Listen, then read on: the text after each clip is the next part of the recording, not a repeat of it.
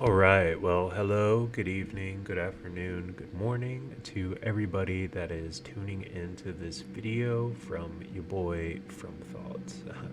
I'm sorry that I have not been making any content recently. I've just been dealing with a lot of crazy shit, and then all of a sudden you find out that your worst fear is actually true and that the elites are basically eating people, right?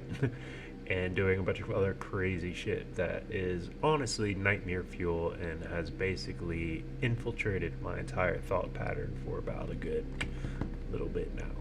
But that said, I have found out some pretty interesting things about all this, and it actually turns out that in 1144 there was a case where a band of like Christian fathers basically banded together because one of the sons were, taken and left out on a crucifix, and they all band together and casted them out. This is 1144, and then this spread throughout Europe, right?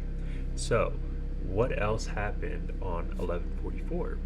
Well, the great cathedrals were being built. Yes, and then so this sent me into a whole kind of self realization, self figuring things out that basically our entire history, as we've already known, is a lie. But I would like to put some of these pieces together and kind of tie in like the UFO slash ball lightning, earthquake lights phenomena thing in with this, right? So, first and foremost, since I was already talking about it, we'll just check out some of these cathedrals right now. And you can clearly see that these designs are completely different than anything else around these areas, right? They're just magnificent. And then you have these cymatic properties of them, right? Even on the ground. This is almost like a circuitry of some sort of geodesic circuitry, right? Yeah, so I've just basically compiled a bunch of pictures. You can see here this fractal tree-like characteristic, right? Like, look at this thing. Like, dude, what the heck? This thing just like popped out of the ground, man. Insane, bonkers. But so then we can go. Oh yeah, these things literally are similar to these ancient mounds, to the mounds and to the stone circles all over the world, which we find stone circles on Mars, which is just crazy, right? But so, dang, I basically compiled a bunch of information, and I was gonna have like this whole amazing presentation to show you guys, but like now I'm just kind of like, how am I gonna put all this together? Like, how do I break this story? Or where I've been coming from, or in my thinking. So here we go. I've already discussed what Project Condon is many times on my channel. I've gone through numerous reports. It's basically laying out, exactly what plasma is and the different forms that it can take and everything like that, and the different things that can create it. Which one of those things is ley lines, right? They've been found, UFOs, i.e. plasma, have been found to appear on ley lines way more often than you'd think, and around stone circles, right? So what are ley lines? Well, let's see if my... Oh, wait, here we go. I gotta get in reading mode. I'm using a new thing to compile all of my thoughts. So here we go. So basically, here are some ley lines that are in Europe, and you can see that these things actually run through the cathedrals and stone circles and other things. And what you'll find at these ancient cathedrals is that they actually have running water or some other type of dielectric component underneath them, right? It could have been an older site that, people found these places to be special and decided to build the cathedrals or whatever else and mounds on these areas. Who knows, right? Like, this is a great example. Like, look at this, all of these cathedrals, and it just so happens to coincide with the ley lines. But so how would people realize that these ley lines are there, right? Well, it's theorized that in the distant past, humans had the ability to find water, or they could connect to the magnetic field, right? And so this is a video from like the 1920s of a lady who's literally finding water with her body. You can tell that she's like, it's contorting. She's not rigid. She's forcing it, right? And I think that in the distant past, we were able to do this more fluid like. Like, imagine how birds, they all fly, they all choose to go one direction, right? Maybe in the distant past, we were more connected to the Earth's magnetic field in this manner, which would allow us to find things like these energetic nodes on the globe, and which would spawn, stone circles, or, other things. One of my favorite things that I've been researching now are mounds, but we'll get to that in a second. So, for people who haven't really seen any plasma videos, shit, I don't think it's gonna play it. Damn it, it's not gonna play it. Yeah, fuck. Shit, dick. Maybe source mode. No, that's not even gonna work. Damn. All right, I'll add it in the post. I'll add what I'm thinking about. But there's a great video of one of these plasmas emitting a smaller plasma that you can see. Let's see if it'll even come up. If I can just hit here, window capture, okay, bam, here we go. Alright, it seemed to work okay, maybe. Okay, yeah, so, oh, what the fuck, of course. Here, we'll rewind it a bit for you guys.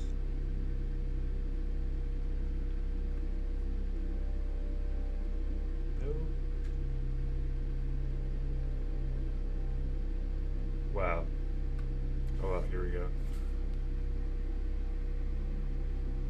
Yeah, so there are many videos like this of these, plasmas dropping other material, and how you can even go and see the Iraq videos of those multiple orbs dropping, like just oodles of molten material. Dang, I should have let it play a little longer. That's my fault, guys. I'm still learning how to get this. Alrighty, so let's get back to the business. Here we go. Alrighty. Right. So, people study these plasmas a lot. You got people like Trevor James Constable, who's written multiple books about them. I highly recommend you guys read The Cosmic Pulse of Life. If you're interested, I do have a video of me reading like the first chapter of it, just because it's very, very good, and it's honestly like a book that can send you on your own awakening, for real. But yeah, you can also find it on Audible, and through archive.org. Alrighty. So there was something else that I wanted to add to this point about these plasmas, is that there's this channel. His name is the Pink Smoke on YouTube, who's been filming these in South Africa, and he has like great videos of them, and you can tell that like these aren't like bugs or whatever. Or my favorite thing, whenever I used to post this on Reddit, which I've just like there's too many bots on there for real, but people say, oh, it's an art project. Yeah, it's an art project, right? Like, what? Dude, shut up. But here's some images of it, and you can see these like really interesting, like, just morphology, which ties into what we see in the plasmoid anomaly study group, and then also what we see in the Project Condon pictures, which I should, dang it, I thought that I had some here we go, some images, right, from the Project Condon report of these earthquake lights, or plasma. Earth bound plasma. And what you'll find in the Project Condon report is that many of these things can be created through various processes, right? Like one of the processes that can create these things is when a plane is flying and its wings are creating vortices in the atmosphere. Well, these things will become coherent and then electrically charged depending on whatever elements are in the atmosphere at that time, right? They can spark, and then all of a sudden you have this coherent ball of plasma, right? Just like floating around. But yeah, so then this thing about these, spontaneous, call it spontaneous life, whatever you want to call it. We can go to the extraterrestrial life in the thermosphere, plasmas, UAP, pre-life, for state of matter. I've done numerous videos on this video, or this scientific report, and one of the most important things that people need to realize about this report is that they aren't just making crazy claims. Here's a video where they are literally tracing out the trajectory of these plasmas during the STS-75 mission, and you can clearly see them making anomalous movements, right? They're turning, they're stopping, they're sometimes merging, but people will brush this thing off as if it's, poppycock, like it's nothing, it doesn't matter, it's fake, it's a phony. Oh no, it's not peer reviewed, is what they'll say, right? Oh, why am I gonna read that? It's not peer reviewed, and like completely ignoring the fact that the peer review process has been, put forth to make sure that nothing that goes against the accepted paradigm can get released, right? Like, dude, sometimes I think that people just enjoy living in ignorance, right? But they do say ignorance is bliss, right? Okay. So yeah, there are some really great videos of multiple STS missions that you guys can check out on YouTube. I just thought that I'd put some here first for us to see really fast, just so you can get a kind of idea about, like just how real like this stuff is. Like, this is in space, and people say, oh, it's dust or it's ice particles, right? Okay. So where else am I gonna go with this? All right, so earthquake lights, right? Now we get into who Friedman Freund is, right? He's a former NASA Ames researcher who basically studied these things about earthquake lights, or the piezoelectric effects of the Earth's crust, which can generate electricity. And so here are some of his experiments where he's literally squeezing a thing of granite, and he's showing the electrical charges that he's getting discharged from the tip, right? And this right here is a great example. He has multiple ones of how these charges seek out topographical parts of the map where they will spawn and then form, right? And so this right here is really important, and this also ties into Christopher Dunn's work on the Great Pyramid, right, where he is, cited him about his work, and he's kind of, relayed him to possibly this could be what the Giza complex was actually for, is to generate some sort of piezoelectric effect that can generate energy, right? And then this ties into Joseph P. Farrell in his book, The Demon in the A Core. If you guys haven't heard about him or read that, you should definitely read it. It's amazing. Honestly, I haven't read it yet, but I've listened to him talk about it enough that I feel like I've read it. But so basically, the A Core, the demon in the A Core is what was called, what the pyramid was called. And A Core is another word for mountain or hill. And demon is obviously, synonymous with a jinn. And the characteristics of a jinn look like plasma, right? And many people have said that, oh, you see an orb, that's a jinn, right? These jinn, i.e. plasma, i.e. Earthquake lights, ball lightning, etc., right? So here's some images again of these different ball lightnings and stuff like that. That, remember, they form on topographical map or parts of the terrain. So then this led me into mounds, right? Thousands of mounds in America. Right here we go. The Michigan, 1873 says Indian tradition says that these mounds were built in ancient times by a people of whom they, the Indians, know nothing, and for whom they have no name.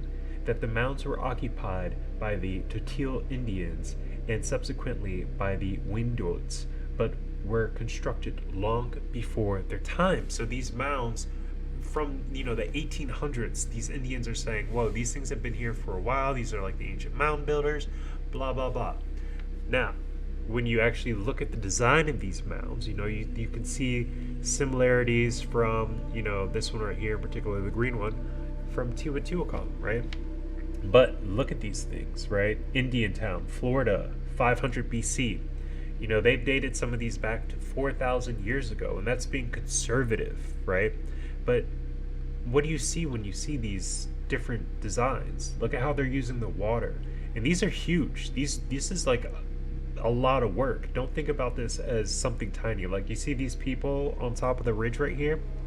This is like massive. And then also what's interesting is you see similar things on Mars, right? Like a crater is not going to land and then all of a sudden I have a mountain form right next to it, right? No. Really similar to this, right? But look at these, almost like circuitry or like a sigil, like some sort of geodesic component on the earth that is utilizing the earth's forces in some way. We got running water. Many of these mounds have dielectric properties to them where their actual component is like composed of electrically conductive material. All over America and all over the world, really, you see these. Some more examples. Huge.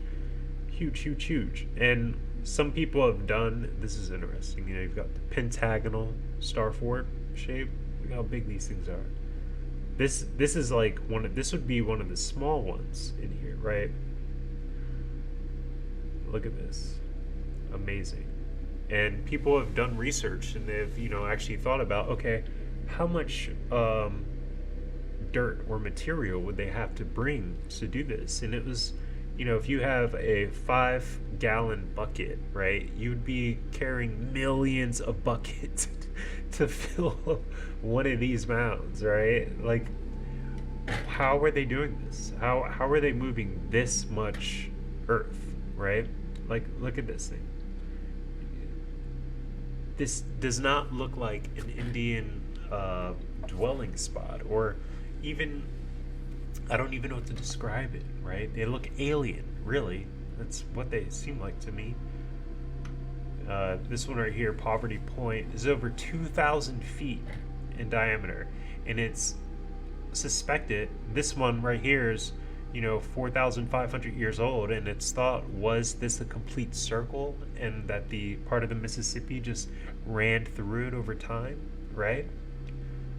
But what's really interesting about these, and I do have a video discussing it, is that the measurements of these and the exact time that they were built corresponds with all of the other ancient megalithic structures, right? And it has some similarities or relationship to the moon and the Earth's position, which is, how do they know that 4,000 years ago? How do they know the size of the Earth and the size of the moon, or the triangle that it makes whenever you have both of those side by side? It's so interesting.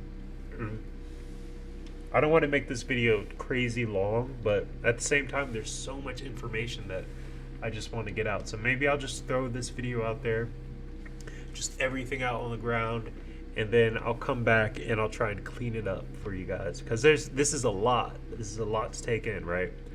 And just, again, I'm just scrolling through these different mounds. Like, it's amazing, honestly.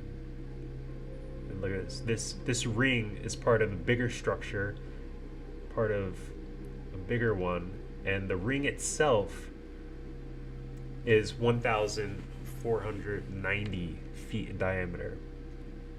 Look at that. Yeah, this is the full structure right here. So yeah, so you can see the scale of a mile. So this complex is literally like 3 miles in size, right? Dude. And again, here's some images of the geometry at Stonehenge. And we have this one right here. And so now this is where it's going to get even crazier. I know whenever I said, you know, they have the same things on Mars, you're like, oh, dude, that's insane. What could possibly be more insane than that, right? Okay, but so I want you guys to look at this. These are sigils, and then underneath it are circuitry. Notice the similarities, right? So you got these circuitries, you got these sigils here, and then, you know, we've got these mounds, right? Almost, you could say they some sort of identical relationship there, right? And so, all right, this is what I wanted to share with you guys. Hopefully it plays okay. Let's see, I think right here. 100, and you get 7,920 and 2,160, which is virtually precisely the relationship of the moon to the Earth. So that was what, to my knowledge, again, John Michel was the first to point that out. He may have not been the first. I don't know where he got it, but that to me is a very remarkable situation. Then it gets even more remarkable because if you take the center point of the lunar circle, which is the geometry, and then you draw a line from the center of the moon to the Earth's equator, and then you would come across with a straight line to the other side of the Earth at the point of the equator. Draw that line back up to the center of the moon. The angle you get between the line connecting the equator to the center of the moon with the equator is right at 51.84 degrees. The same which we know slope. is the pyramid. That's the slope of the Great Pyramid. Slope of the Great Pyramid. Now that to me is pretty wild. And of course, you know, obviously whoever built the pyramid or designed the pyramid, they didn't know that. Right. So it's just Or the people who built Stonehenge, they couldn't possibly have known this either, right? How could they connect the moon and the Earth to the pyramid? How could they? I mean, all right, pyramid, Stonehenge, they wouldn't know that, right? And now we have one in America, Poverty Point. They wouldn't know that. So this is also what I wanted to show, is that the actual design is of something. Let's see if I can get it right. that to me is pretty interesting stuff. So let's go. The next thing what I've done here is I've abstracted a flattened octagonal geometry by removing some of the crap. So we get this. Then the next image, what I'm going to do is I'm going to show this juxtaposed over a refractory photograph of the tip of an excited platinum needle, which is discharging atoms at a certain frequency.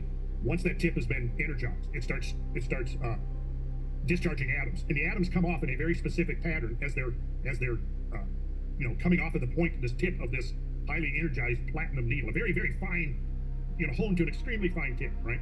So I'm going to bring that in the next image.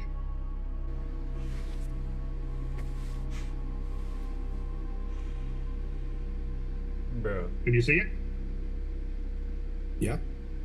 I see how the points on this shape, this flattened octagon, are hitting those. Yeah, those nodes.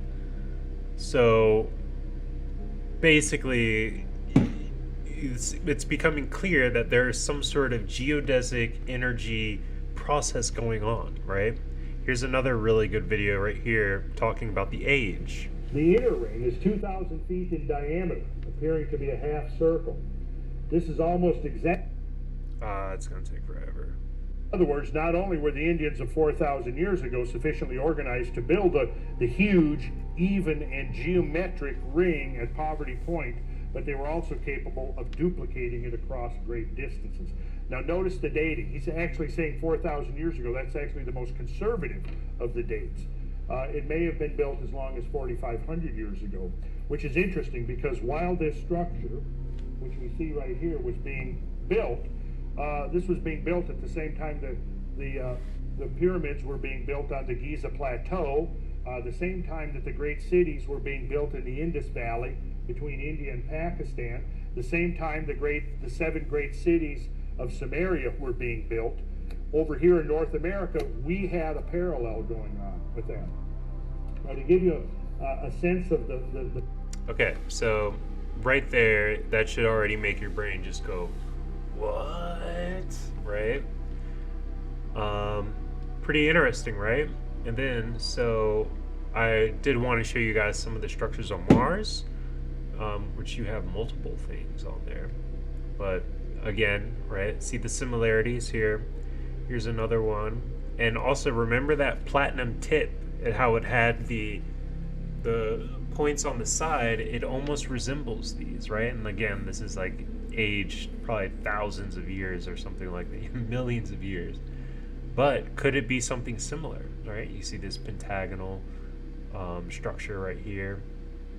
And now that actually gets really wild when we get into star forts.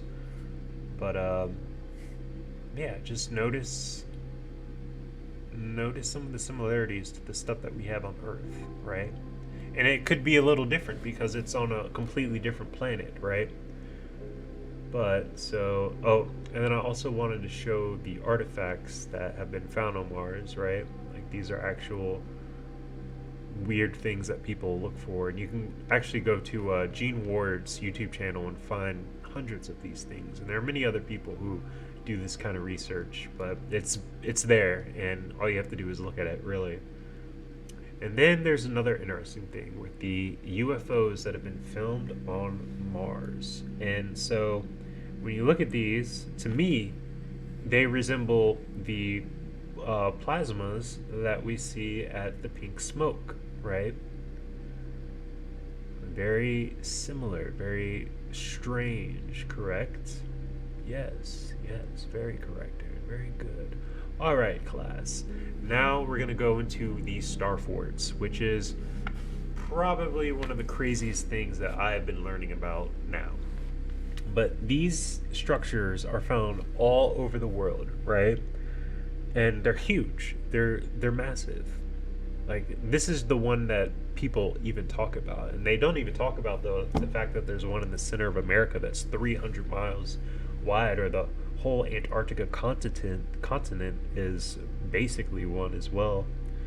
But look at these, cymatic designs of some sort, which were moving earth and water, right? Isn't that interesting?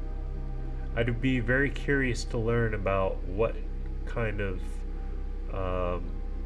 material is underneath these. Is it dielectric of some sort? But look at these whole towns just in these amazing, beautiful shapes. Like they're gorgeous, and they date back pretty long time. The prevailing narrative about these is that they were military bunkers of some sort, right? Where they would build these so that they could protect blah blah blah.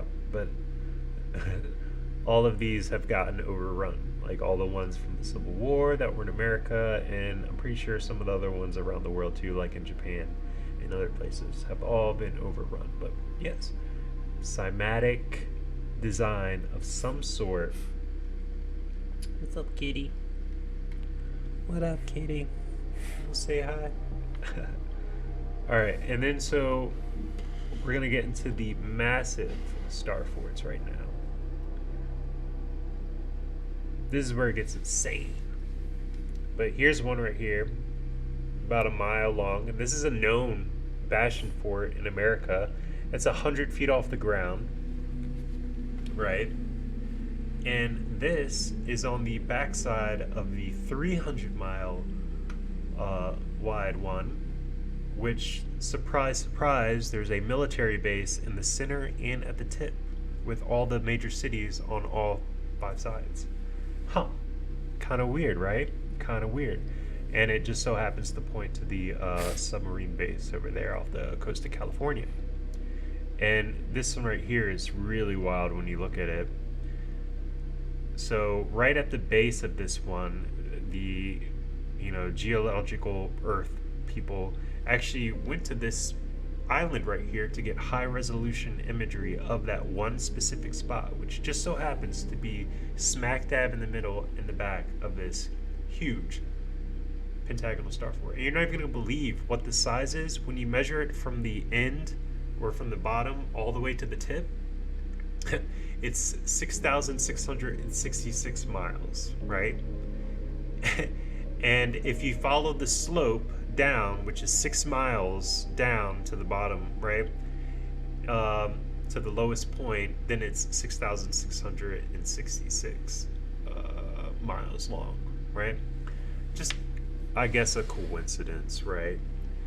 I guess that's just what ends up happening. But, don't be afraid because of that number, because, this is the size of the many cathedrals. They follow that number, like the Cathedrals Cathedral, and even more. And when you actually read about the number of the beast, it's nothing bad. It's just understanding, like the sacred numbers of, who we are, of our being. I wish I had the actual quote from that, because it is worth listening to. I might add it in here post, but we'll see.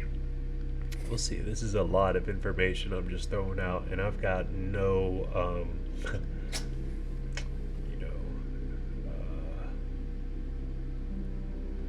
no criteria for you guys. But so I think that I did talk about this right here, about the tree's natural potential for being these nodes for this plasma of some sort.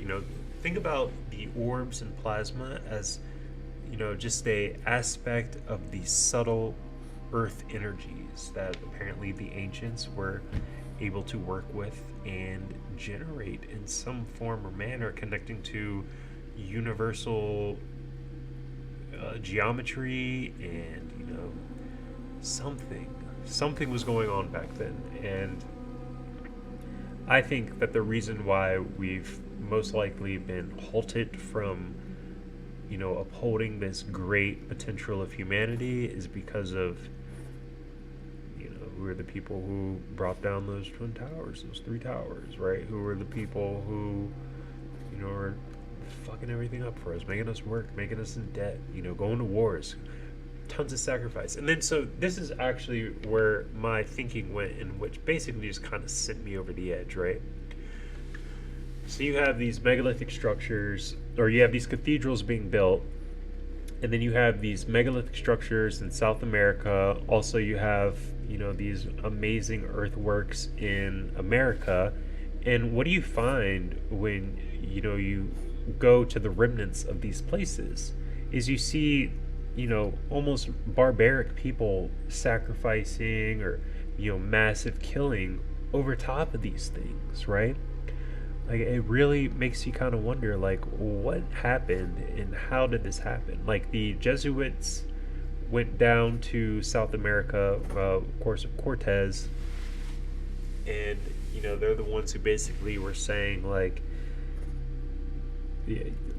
I don't know. It gets weird for me. There are a lot of thoughts in my head right now that kind of swirl around when I start thinking about this. But it is really strange that this type of system that we have, which completely ignores all of this information, which when you really pay attention to it or do research on it, gives true agency and independence to the individual that understands it, right? You understand that, okay, there are these earth forces, there are these plasma things in the air, right?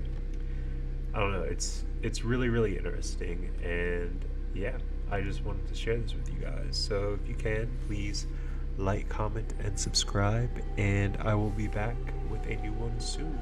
Much love. Peace out.